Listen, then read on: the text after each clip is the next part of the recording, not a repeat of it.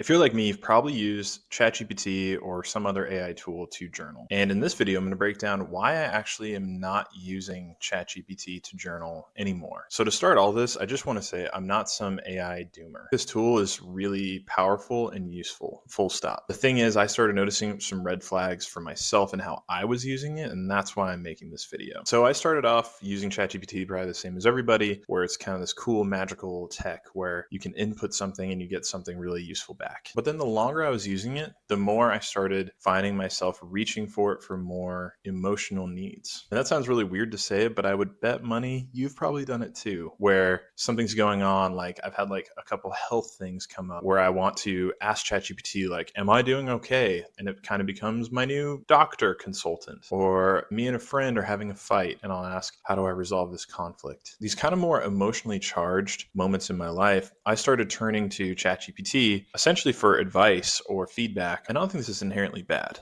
But for the past year or so, I've noticed myself with a pattern where anytime I feel a feeling of discomfort or resistance or not knowing the answer, I'll reach for my phone, I'll start typing into ChatGPT as an impulse. I think this is really interesting because it just shows what habitual creatures humans actually are. And I think the reason why I've impulsively began picking up ChatGPT in moments of discomfort or boredom, maybe the same way we used to pick up Instagram or Twitter or whatever social media app you used to use to kind of dull your mind. ChatGPT is kind of an impulse for the reverse. It's almost like a way to keep your anxious thoughts spinning more so you can turn to it as a way to instantly get feedback from your own anxious thinking. At least I do. And this uneasy feeling started bubbling up in me where I started realizing I don't know if I can have a thought without getting external feedback anymore. And for me, that's a scary thought. However weird this sounds, I want to be able to think for myself. And using a tool like ChatGPT, you are literally outsourcing the hard work of thinking through a problem. And that becomes kind of addictive because you're offloading the hard work of thought to this AI. And then it's shooting information back at you. And it's just a great loop for your brain. It feels so mentally relieving to get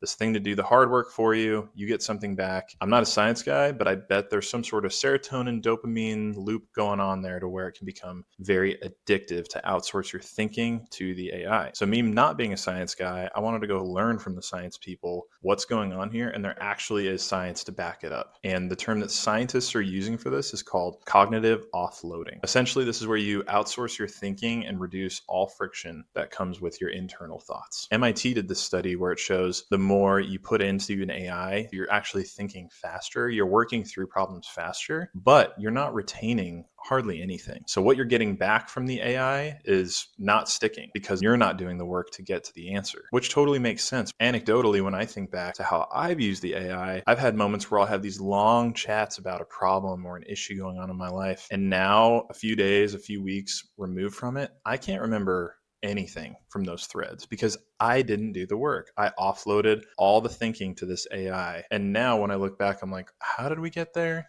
Oh, wait.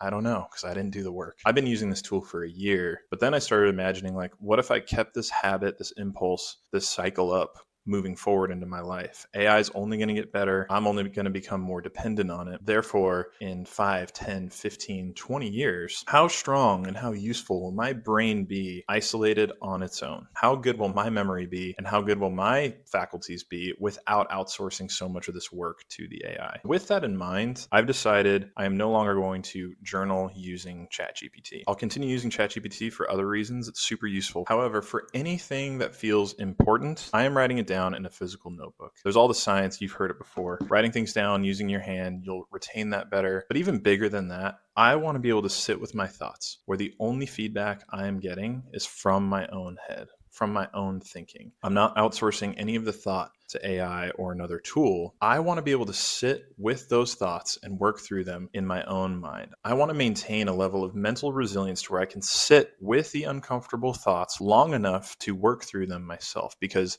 ultimately, that's what's going to make the wisdom from that learning, from that time, from those pain moments actually stick with me. And if I outsource the thing to ChatGPT, I'm not going to get those lessons and those things won't be internalized in me. It's going to make my mind weaker, not stronger. And so I have a little framework that I'll leave you with that I'm starting to think about now when it comes to what do I write in my physical journal and what do I outsource to AI ChatGPT. And what I'm calling it is the snapshot moments. All this means is if it feels important, I write it in my notebook. Think of it like taking a photograph while you're on a vacation or on a trip. If you're in Paris, you're gonna want to get a photo in front of the Eiffel Tower. You're gonna want to get a snapshot of that moment of your trip. But do you need a photograph of the cab that drove you to the Eiffel Tower? I don't think so. You need a photo of the Eiffel Tower. That's the distinction. ChatGPT can be the cab. Your notebook, that's the Eiffel Tower. That is what is worth saving. Write what is worth saving to you. And this could be anything in your life. This could be the problems in your life. This could be the things you're grateful for in your life. These could be memories in your life that you want to hold on to or you need to work through. All that stuff that you feel is really important, write it down using a physical notebook because that's how you'll remember it. I'm starting to think of ChatGPT as something that is useful but kind of disposable for my own memory. This is the stuff that I'm not counting on remembering or needing to remember really ever again. It's helping me solve problems and work through things, but I don't really want to retain that information. The things I want to retain, the things I want to grow from, the things I want to learn from, the things I want to keep inside, I write them down in a physical notebook. So if AI helps you reflect, keep using it.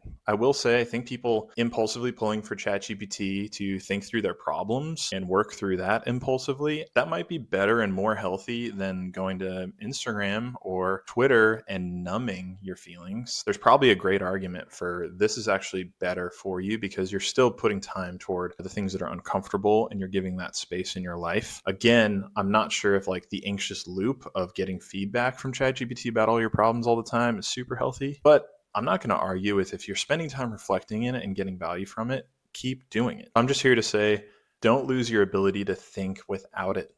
That's all. If it's important, journal it, write it down. You get to hold on to it and not outsource your thinking to ChatGPT. Thank you so much for watching. You can like and subscribe to the YouTube channel. You can go sign up for my newsletter. All that information is down in the link below. And I'll be back with another video soon.